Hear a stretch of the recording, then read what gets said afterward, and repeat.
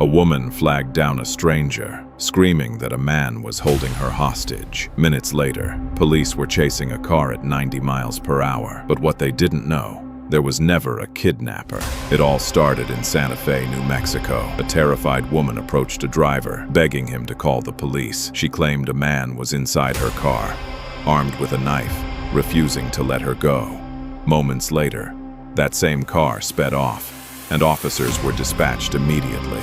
Police quickly located the vehicle and initiated pursuit. At first, it looked like a standard high-risk situation, but within seconds, the driver began swerving aggressively, cutting through traffic, ignoring commands. Then suddenly, they crossed into oncoming lanes.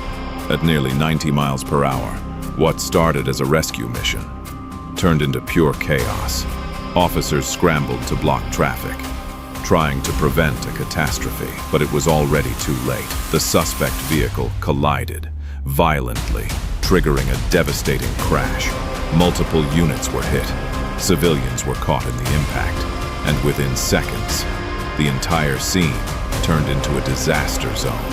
As officers rushed in, they expected to find a hostage situation. Instead, a woman stumbled out of the wreckage, panicked, disoriented, begging for help. She claimed her boyfriend had been driving, that he had a gun and a knife, and that he had just run away into nearby bushes.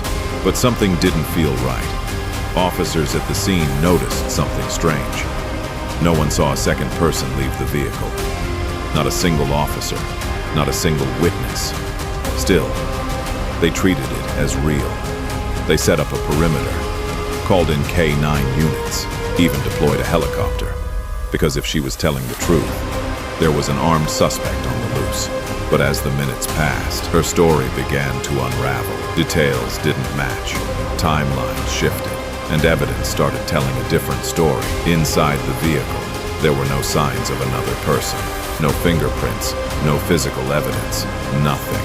Then came the breakthrough. Data from the vehicle showed only one seat was occupied during the crash. DNA confirmed it. She had been driving the entire time. There was no boyfriend, no kidnapper. The entire story was a lie, and the consequences were devastating. The vehicle had been stolen days earlier. The pursuit she caused led to a crash that killed 2 people, including a police officer. What began as a fabricated story ended in real tragedy. In court, she claimed she was under the influence, that she never meant to hurt anyone, but the damage had already been done. She was found guilty of first-degree murder and sentenced to life in prison.